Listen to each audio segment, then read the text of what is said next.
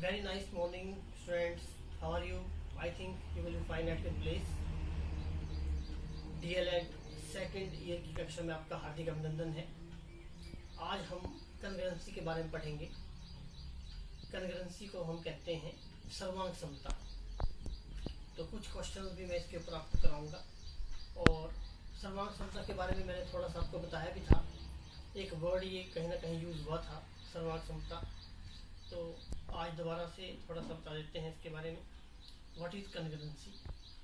कन्ग्रेंसी जो है, जिसको हम कहते हैं सर्वांग क्षमता, ये जो कंसेप्ट है, ये जो मॉडर्न हमारा मैथमेटिक्स है, इसमें ये बहुत ही महत्वपूर्ण ज्योमेट्रिकल कंसेप्ट है।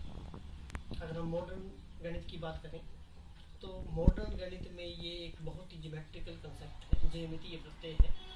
और ये जो प्रत्यय है, ये जो कंसेप्ट है, ये वास्तविक जो संख्याएं होती हैं, जो रियल नंबर होते हैं, उसके प्रयोग से प्रस्तुत करने का जो प्रयास है वो जीडी विरकॉफ ने किया। जीडी विरकॉफ एक महान गणितज्ञ थे। तो उन्होंने इसको जो है वो वास्तविक संख्याओं के प्रयोग से प्रस्तुत करने का प्रयास जो है उन्होंने किया है। अब बात हम करते हैं कि कन्ग्रेंसी होती क्या है, सर्वांग क्षमता होती क्या है। ठीक है, परंपरागत जो प्रणाली है, ट्रेडिशनल जो सिस्टम है, उसमें जो सर्वांग आकृतियों का जो अध्ययन है वो हम क्या कहते हैं इसको, अध्यारोपण शब्द है। क्या कहते हैं? अध्यारोपण। अध्यारोपण का मतलब होता है सुपर इम्पोजिशन। एक चीज के ऊपर दूसरी चीज रख देनी, है ना। एक चीज के ऊपर दूसरी चीज को कवर कर देना, दैट इज सुपर इम्पोजिशन, अध्यारोपण। जैसे मान लो एक प्रकार की दो टिकटें ले लो आप, तो एक टिकट को दूसरी के ऊपर रख लिया आपने, तो उसको हम क्या कहते हैं? अध्यारोपण। ठीक है, सुपर इम्पोजिशन।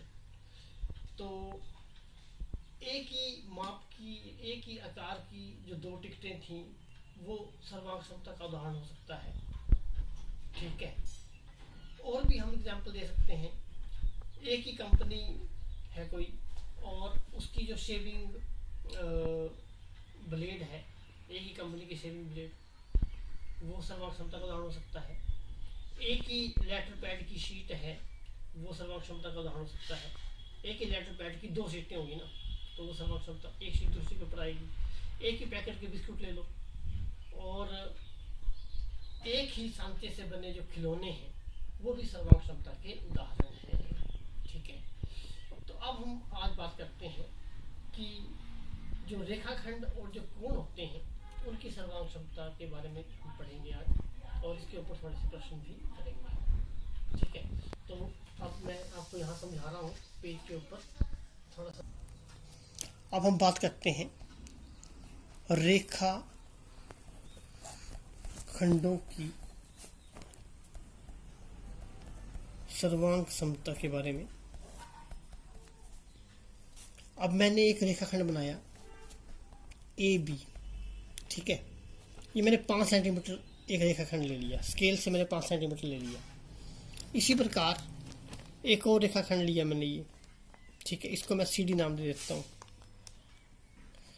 स्केल से आपने 5 सेंटीमीटर ये ले लिया। तो ये दो रेखाखंड है और ये लंबाई में क्या है? समान है। तो मैं ऐसे लिख सकता हूँ, रेखाखंड ए बी बराबर है, ऊपर लाइन लगानी है, ये रेखाखंड बोलेंगे इसको, रेखाखंड सी डी। ये जो लाइन हमने लगाई है, तो रेखाखंड ए बी बराबर रेखाखंड सी डी, क्योंकि इनकी लंबाइयाँ समान है।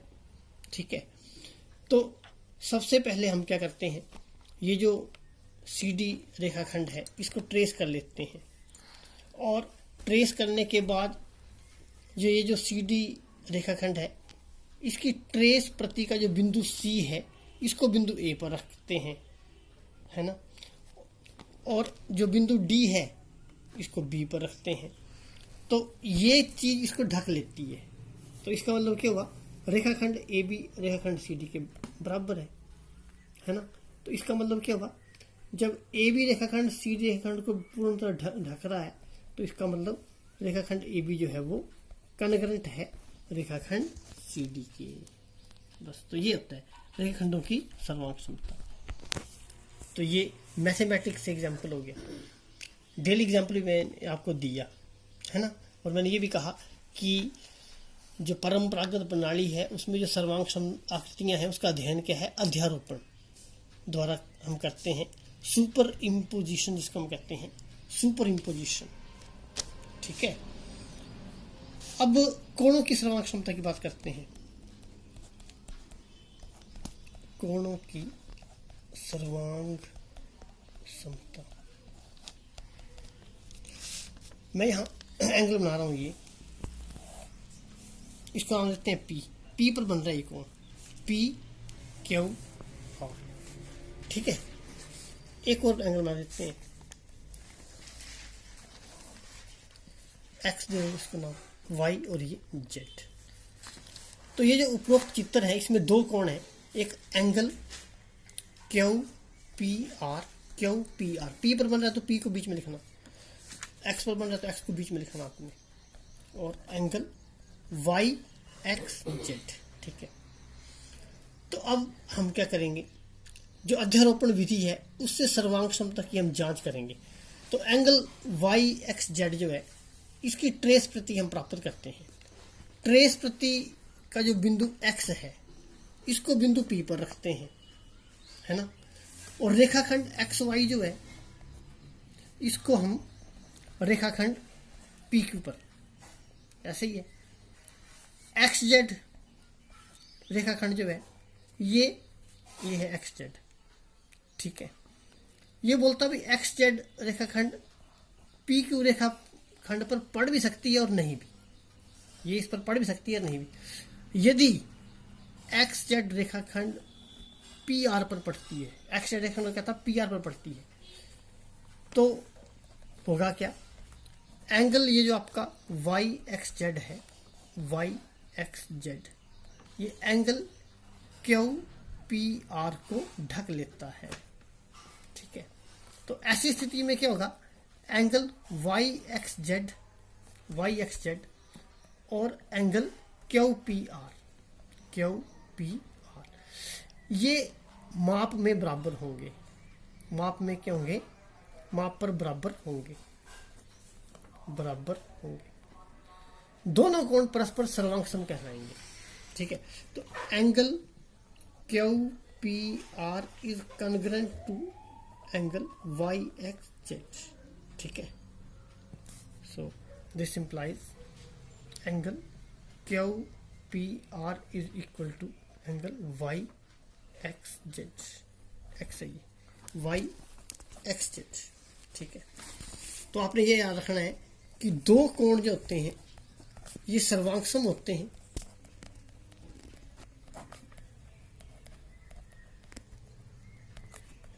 यदि वे माप में समान हो, माप में क्या हो, समान हो।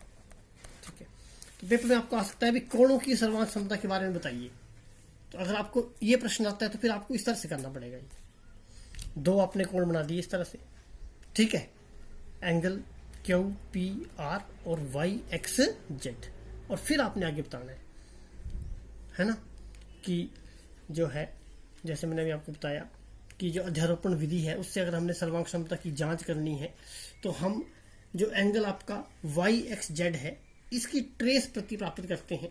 जो ट्रेस प्रति है इसका बिंदु जो एक्स है इसको हम पी पर रख सकते हैं, या पी पर रखते हैं, एक्स को हम पी पर रखते हैं, और ये जो एक्स वाई रेखाखंड है इसको पी क्यू रेखाखंड पर रखते हैं। ये कहता है ये जो एक्स जेड रेखाखंड है ये पी क्यू रेखाखंड पर पड़ भी सकता है और नहीं भी। यदि एक्स जेड रेखाखंड जो है ये पी आर रेखाखंड पर पड़ता है तो इसका मतलब क्या हुआ, तो एंगल वाई एक्स जेड जो है ये एंगल क्यू पी आर को ढक लेता है। तो ऐसी स्थिति में क्या होगा, एंगल वाई एक्स जेड और एंगल क्यू पी आर ये माप में बराबर होंगे, तो दोनों कोण क्या होंगे, सर्वांग सम कहलाएंगे। तो ये दोनों कोण मैंने सर्वांग सम कर दिए। ठीक है, मतलब दोनों कोण के बराबर। तो दो कोण सर्वांग सम कब होते हैं, यदि वे माप में क्या हो, समान हो। क्लियर हो गया आपको, वेरी गुड। अब इसी प्रकार हम करते हैं, एक चीज और आती है जो हम करना चाहेंगे, त्रिभुजों की सर्वांग समता। दो सर्वांग सम त्रिभुज इसके बारे में बताना है अब आपने। ठीक है, दो सर्वांग त्रिभुजों के बारे में बात कर रहे हैं। तो एक त्रिभुज मैं ये बनाता हूं अभी, एक ये बनाता हूं, ये हो गया आपका ए बी और सी, और ये हो गया आपका पी क्यू और आर। ठीक है, तो हम बोलेंगे वे दो त्रिभुज सर्वांगसम होते हैं यदि वे एक दूसरे की प्रतिलिपियां हों और एक दूसरे के ऊपर रखे जाने पर एक दूसरे को आपस में ढक लें। इसको मैं इसके ऊपर रखूंगा तो एक दूसरे को ढक लेंगे, ये आच्छादित हो जाएंगे, सुपर इम्पोज हो जाएंगे, अध्यारोपित हो जाएंगे, है ना। तो त्रिभुज ए बी सी और त्रिभुज पी क्यू आर ये समान आधार है और समान माप के हैं, इसलिए ये सर्वांगसम है। ठीक है, triangle A B C is congruent to triangle P Q R. ठीक है, इसका अर्थ ये हुआ कि यदि त्रिभुज ये जो पी क्यू आर है, इसको अगर हम त्रिभुज ए बी सी पर रखते हैं, ध्यान से सुनना है, यदि त्रिभुज पी क्यू आर को अगर हम त्रिभुज ए बी सी के ऊपर रखते हैं तो ये शीर्ष है, इसका शीर्ष पी जो है ये इस त्रिभुज के शीर्ष ए के ऊपर आएगा, शीर्ष है ना क्यू जो है ये बी के ऊपर आएगा, और शीर्ष आर जो है ये सी के ऊपर आता है। इसी प्रकार रेखाखंड जो पी क्यू है, ये रेखाखंड पी क्यू ए बी के अनुदिश, रेखाखंड ए बी के अनुदिश, रेखाखंड क्यू आर की बात कर लो, रेखाखंड क्यू आर रेखाखंड बी सी के अनुदिश, बी सी के अनुदिश लिखना है, अनुदिश। और कौन सा रह गया, पी आर रह गया, और रेखाखंड पी आर जो है ये रेखाखंड ए सी के अनुदिश आता है ना, ए सी के अनुदिश क्या है, आते हैं। ठीक है, यदि दिए गए सुमेलन में दो त्रिभुज सर्वांगसम है तो उनके जो संगत भाग हैं, मतलब कोण और भुजाएं हैं, वो भी समान होंगे। तो इसमें जो संगत शीर्ष है वो क्या है, ए और पी, बी और क्यू, सी और आर, इनको बोलेंगे संगत शीर्ष। और संगत भुजाएं कौन कौन सी हुई, संगत भुजाएं हुई रेखाखंड ए बी और रेखाखंड पी क्यू। ठीक है, रेखाखंड बी सी और रेखाखंड क्यू आर, रेखाखंड ए सी, रेखाखंड पी आर। और संगत कौन कौन हुए, angle A, angle P, angle B, angle Q, angle C, angle R. ठीक है, तो ये मैंने इसकी बात भी करी, भुजाओं की बात भी सारी बात करी, ये इसके बराबर है और ये वाली इसके बराबर है। ठीक है, तो अब आपको क्लियर हो गया होगा। अब हम कुछ प्रश्न करते हैं। सिंपल प्रश्न है, सत्य या असत्य कथन बताएं। दो रेखाखंड सर्वांगसम होते हैं यदि वे लंबाई में बराबर होते हैं। ये आपने बताना मुझे, सोचो जरा, हमने यही पढ़ा अभी, पेपर में तो कुछ भी आ सकता है ना आपको, तो बहुत डीपली पढ़ना आपने। कहता दो रेखाखंड सर्वांगसम होते हैं यदि वे लंबाई में बराबर होते हैं, तो सत्य के सत्य है, सत्य ही तो है ये, क्योंकि हमने यही पढ़ा। मैंने अभी आपको स्टार्टिंग में ये बताया था, ये देखो कि रेखाखंडों की सर्वांगसमता, ए भी 5 सेंटीमीटर था, सी डी भी 5 सेंटीमीटर था, तो दोनों रेखाखंड बराबर थे, तो ये सर्वांगसम थे। यही पूछा है इसने, दो रेखाखंड सर्वांगसम होती है यदि वे लंबाई में बराबर होते हैं। अगला देखो, यदि रेखाखंड पी क्यू कहता बराबर रेखाखंड आर एस के, अब दो रेखाखंड तो इसने बराबर कर दिया, तो कहता पी क्यू और आर एस सर्वांगसम नहीं है, गलत है, ये सर्वांगसम ही होंगे, क्योंकि अभी तो ऊपर पढ़ा हमने लंबाई में बराबर है तभी सर्वांगसम है ना। तो यहाँ कहता लंबाई में तो बराबर पर सर्वांगसम नहीं है, नहीं, तो ये क्या होगा, असत्य। क्या होगा, ये असत्य।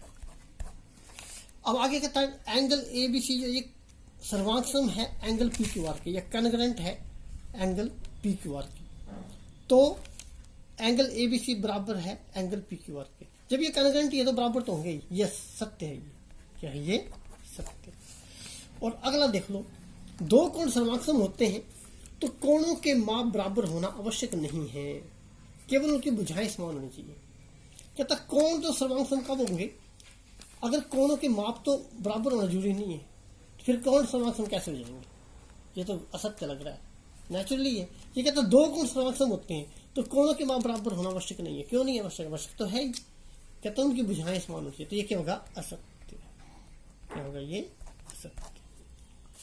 नेक्स्ट क्वेश्चन, निम्न रेखाखंडों में कौन कौन से रेखाखंड सर्वांग सम है? ये आपके एक्सरसाइज के क्वेश्चन हैं जो मैंने किए हैं अभी और आपको पढ़ाया भी, उसी के ऊपर बेस्ड है ये। कहता भाई कौन कौन से रेखाखंड सर्वांग सम है? तो देख लो, रेखाखंड MN बोल रहा है 3.6, तो ये देखो 3.6 कौन है? ये है। इसका मतलब MN रेखाखंड OP रेखाखंड के बराबर है। आसान क्वेश्चन है। MN रेखाखंड बराबर है रेखाखंड OP के। और बताओ, ST रेखाखंड 4.3 है, तो ये और ये बराबर है। ST रेखाखंड बराबर है YZ रेखाखंड के। और कौन रह गया? ये भी है। KL रेखाखंड 5.1 है, तो ये और ये बराबर है। KL रेखाखंड AC रेखाखंड के बराबर है। एक और लास्ट रह गया, EF रेखाखंड बराबर है UV रेखाखंड के 7 सेंटीमीटर। क्लियर हो गया? नेक्स्ट क्वेश्चन, निम्न में सर्वांग सम कोण समूह ज्ञात करें। तो सर्वांग सम कोण कौन होगा? एंगल A जो है ये एंगल K के बराबर दिख रहा है सामने। Angle A equal to angle K। यहां पर अभी आपने देखा एंगल A जो है वो एंगल K के बराबर है। इसी प्रकार एंगल T है, ये 102 डिग्री का है ना, तो एंगल Z भी 102 डिग्री का ही है और एंगल F भी 102 डिग्री का है। तीनों बराबर है। Angle T, angle Z, angle F। और कौन सा बच गया? एंगल W की बात करो, एंगल W 42 डिग्री है, तो एंगल N भी 42 डिग्री है, तो ये दोनों बराबर हो गए। क्लियर हो गया? बाकी तो करती है हमने। ठीक है, 50 डिग्री का कोई भी नहीं है तो इसको तो ऐसे रहने पड़ेगा। एंगल R 50 डिग्री का है, तो 50 डिग्री का कोई भी एंगल यहाँ साथ में नहीं दिया हुआ, तो ये इसको एज इट इज छोड़ देना। निम्न में से कौन कौन से त्रिभुज सर्वांग सम है? अब त्रिभुज की बात पूछी है इसने। तो यहाँ पर 3.7 है, ये 2.5 है, ये 2 है, ये 3 ही रह गया, ये 2.5 है, तो ये तो है नहीं इसके बराबर। अगला देख लो, ये 3.7 3.7 2.5 2.5 ये और ये बराबर है। इसका मतलब A and C, A and ये और ये बराबर है। ठीक है, फर्स्ट एंड सेकंड। और यहाँ पर देखो ये 3 है, ये 2.5 है, 3.4 है, तो ये 3 है, ये 2.5 है, 3.4 है, तो इसका मतलब B फिगर और D फिगर बराबर है, B एंड D। तो कॉन्ग्रुएंसी के बारे में बेटे आज हमने पढ़ा और इसके ऊपर हमने कुछ प्रश्न भी किए। कॉन्ग्रुएंसी के बारे में आज हमने पढ़ा और इसके ऊपर हमने कुछ प्रश्न भी किए। आशा है आपको समझ में आया होगा। ठीक है, तो सभी स्टूडेंट्स जो है वो नोट्स बना लें। अब आपका सिलेबस थोड़ा सा रहता है, ज़्यादा नहीं रहा है। जो भी मैंने आपको पढ़ाया है सबके नोट्स बनाएं और तैयारी करते रहें। ठीक है, कहीं कोई समस्या हो तो मुझे कॉन्टैक्ट